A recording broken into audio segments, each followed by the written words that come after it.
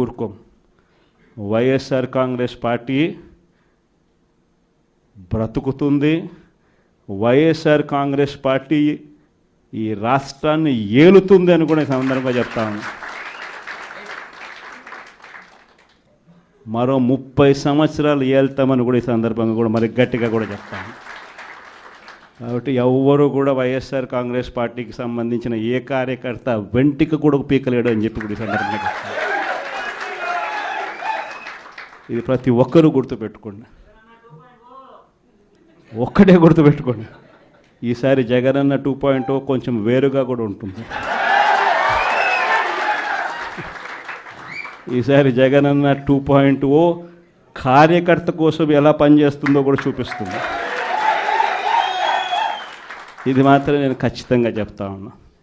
ఎందుకనంటే జగనన్న 1.0లో బహుశా కార్యకర్తలకి నేను అంత గొప్పగా బహుశా చేయలేకపోయి ఉండొచ్చేమో.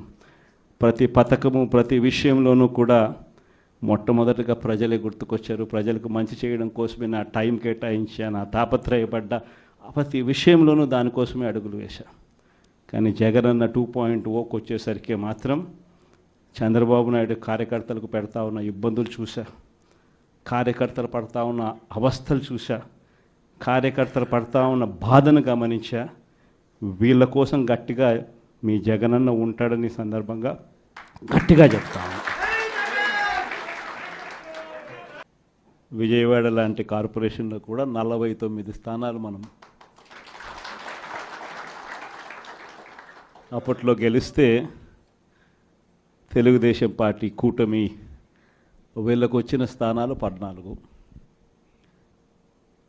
కమ్యూనిస్టులకు వచ్చింది 1.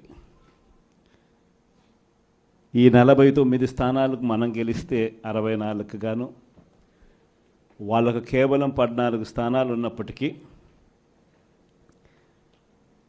ఎన్నికలు అయిపోయిన తర్వాత రోజు నుంచి రకరకాల భయాలు, రకరకాల ప్రలోభాలు అదే పనిగా పెడుతూ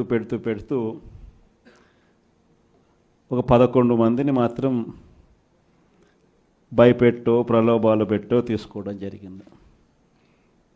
అయినప్పటికీ 38 మంది నిఠారుగా నిలబడ్డారు అని చెప్పడానికి గర్వపడతాను. ఎందుకు ఈ మాట చెప్తా ఉన్నాను అని అంటే దానికి కారణం కూడా ఒకటే. ఇన్ఫ్యాక్ట్ ఏ కార్పొరేషన్ చూసుకున్నా, ఏ మున్సిపాలిటీ చూసుకున్నా, రాష్ట్రంలో ఉన్న ఏ జెడ్పీటీసీ పరిధిలో ఉన్న ఏ మండలం తీసుకున్నా, అటు ఎంపీపీలైనా కానీ, అటు జెడ్పీటీసీలైనా కానీ, సర్పంచ్లైనా కూడా, ఏది తీసుకున్నా కూడా ఎన్నికలు అయిపోయిన తర్వాత 3 సంవత్సరాల తర్వాత లోకల్ బాడీ ఎన్నికలు జరిగితే అటువంటి ఎన్నికల్లో ఈ రకమైన రిజల్ట్స్తో రాష్ట్రమంతా క్లీన్ స్వీప్ చేసిన పరిస్థితి వైఎస్ఆర్సీపీ ప్రభుత్వం, మన ప్రభుత్వం. అంటే ప్రజల్లో ఏ రోజైనా కూడా తలెత్తుకొని పోగలిగాం. ప్రజలకు